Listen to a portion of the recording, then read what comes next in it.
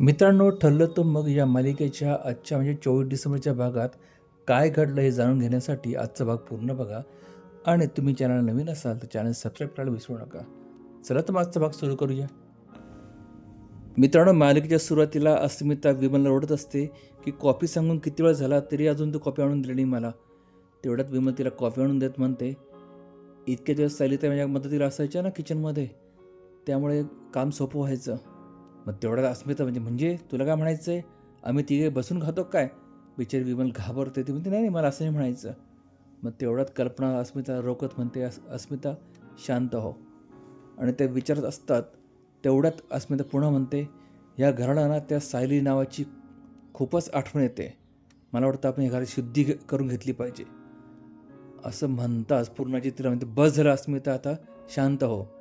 आणि मित्रांनो, तेवढ्याच दारावरनं ती प्रिया आणि प्रतिमा येतात. आता प्रतिमा बिचारी आपली भोळी, पण प्रियाचं कुटील तर आपल्याला माहिती आहे कशी आहे. तर दोघी घरात येतात आणि ती प्रिया म्हणते, पूर्णाजी, कल्पना मामी, आणि असं म्हणत त्या दोघी घरात शिरतात. त्याला दोघींना बघून हे तिघी पण आनंदित होतात. ती वेडी अस्मिता तर प्रियाच्या गळ्यात जाऊन पडते. बरी झाली तन्वी, तू आलीस, मला खूप बोर होतं. सगळेजण त्या सायलीची आठवण काढतात.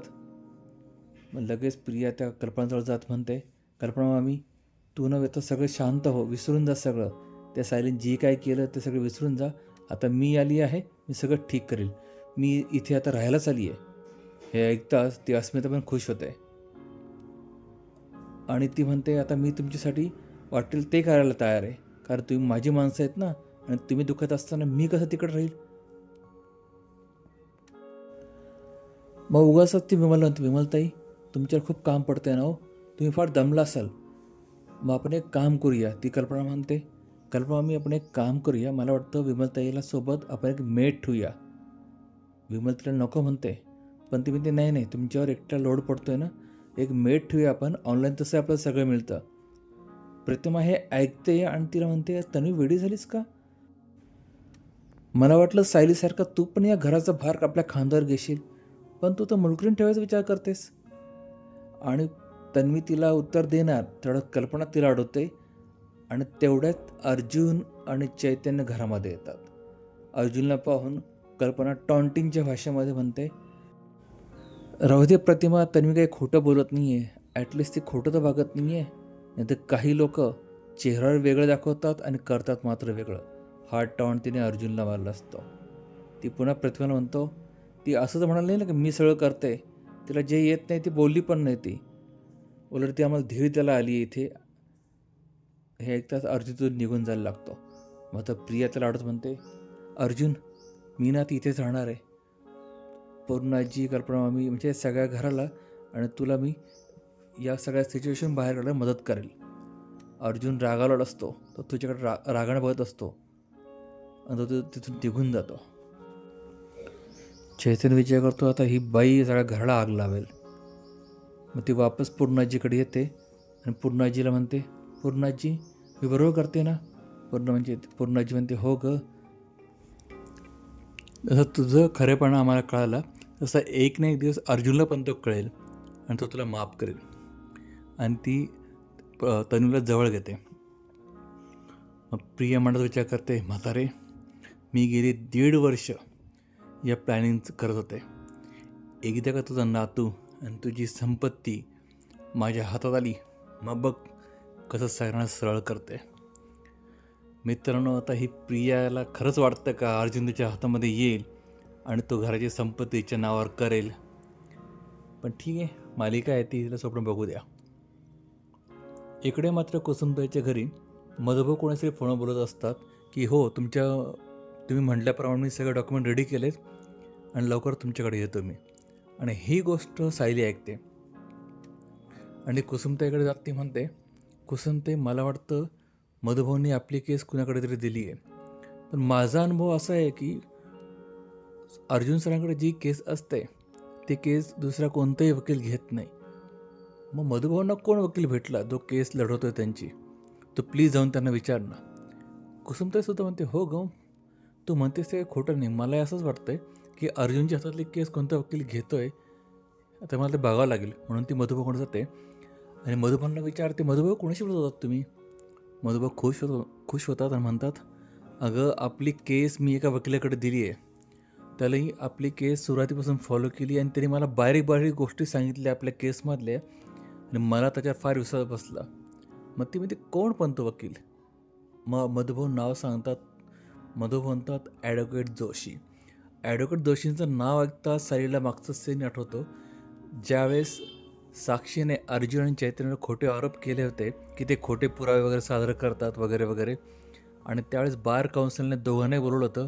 त्यावेळेस हा जोशी वकील होता जो अर्जुनला टॉन्टिंग करत होता आणि सायलीमध्ये पडल्याने तो अर्जुनला टॉन्टिंगच्या स्वरूपात म्हणाला होता की वा रे वा, आता वकिलाची बाजू त्याची बायको लढवतोय वाटतं.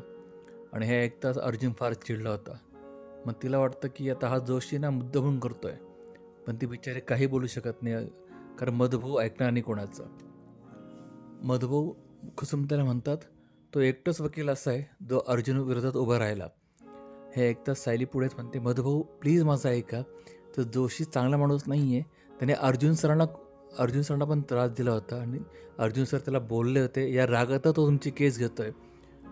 मधुभाऊ म्हणतात, ठीक आहे ना, राग असेल ते असेल, तेवढंच मला चांगलं आहे. माझे केस ते चांगल्या प्रमाणात लढतील आणि मला खात्री आहे की मी या केसमधून निर्दोष मुक्त होईल. आता म्हणतात ना मित्रांनो, विनाशकाली विपरीत बुद्धी, असं झालं आहे मधुभाऊंचं. आता देव करो पुढच्या काही भागामध्ये त्यांना ही समज येऊ की आपण ज्या दोषी वकिलाला केस दिली आहे तो किती फ्रॉड आहे. कारण पुढच्या सीनमध्ये मित्रांनो तुम्हाला विश्वास नाही बसणार, तो जोशी वकील महिपतच्या घरी असतो. तर त्या सीनमध्ये होतं का तुम्हाला ते सांगतो बघा. महिपत साक्षी आणि जोशी बसलेला असतो. महिपत जोशीला म्हणतो, तुम्हाला कारण काय करायचं ते सगळी ती जिम्मेदारी त्या मधुकर पाटलाच्या अंगावर टाकायची, त्याला फाशी झाली पाहिजे आणि माझी मुलगी मात्र निर्दोष सुटली पाहिजे. साक्षीसुद्धा म्हणते, समजलं ना जोशी? जोशी म्हणतो, हो मला समजलं आहे, तुमचं नाव मी कुठेही जाणार नाही, तुमचा त्या प्रकरणाशी काही संबंध नाही याची मी काळजी घेईल आणि हे कोर्टासमोर मी सिद्ध करेन. मग महिपत हसायला लागतो, बरोबर, येत्या जानेवारी-फेब्रुवारीमध्ये ना तुमच्या घरावर पाऊस पडेल, तो पण पैशांचा. मस्त तुम्ही फॅमिलीसह एन्जॉय करा. थंडी वाजली तरी पैशांची सेकोटी करायची बरं का. जोशीसुद्धा म्हणतो, हो. मग साक्षी म्हणते, अण्णा आता मी खरी रिलॅक्स झाले, कारण की काय आता मधुकर पाटलाचा वकीलसुद्धा माझ्यासोबत आहे, आता मला कसलीच काळजी नाही आहे. इकडे कुसुमताईच्या घरी सायली मधुभाऊंना शोधत असते आणि त्यांना तिला ते बाहेर एका ओट्यावर बसलेले दिसतात. मग ते कुसुमताईला म्हणते, कुसुमताई प्लीज त्यांना घरात घेऊन ये, कारण मी त्यांना काही विचारायला गेले ते मला बोलणार नाही ते आणि माझ्याशी मनसुद्धा मोकळं करणार नाही. तू जा त्यांना बोल, त्यांचं मन तुझ्यापाशी तर मोकळं करून ते हलकं होतील. मग कुसुमताई म्हणते, ठीक आहे, तू नको काळजी करू. मग ती मधुभाऊंकडे जाते आणि त्यांना म्हणते, मधुभाऊ काय झालं, चला ना जेवायला घरात जाऊ. मधू तिला म्हणतात की तुम्ही दोघे जेवून घ्या, मला थोडं निवांत थंड हवा खाऊ दे. कुसुमताई म्हणते, मधुभाऊ तुम्ही नुसती थंड हवा खाल्ली असते मी पण काही म्हटलं नसते, पण तुम्ही पण चिंतेमध्ये आहात, तुम्ही काळजी करू नका, सगळं काय व्यवस्थित होईल. आणि मित्रांनो इथे आजचा भाग संपला आहे. तर आजच्या भागात आपल्याला असं कळालं आहे की आता प्रिया अर्जुनच्या घरी आली म्हणजे ती अर्जुनचे मागे पुढे करणार आणि त्याला बिचाराला मानसिक त्रास देणार. आता अर्जुन तिला कसं टॅकल करतो आणि तिला कसं टाळतो आणि इकडे बिचारे मधुभाऊंना कधी समजेल की हा जोशी त्यांना फसवतोय, हे बघण्यासाठी माझ्या चॅनल सबस्क्राईब करा, बेल आयकॉन प्रेस करा आणि तुम्हाला आजचा भाग कसा वाटला लाईक आणि शेअर करा आणि तुम्हाला आजच्या भागात काय खटकलं ते कमेंटही करा. तर भेटूया पुढच्या भागामध्ये.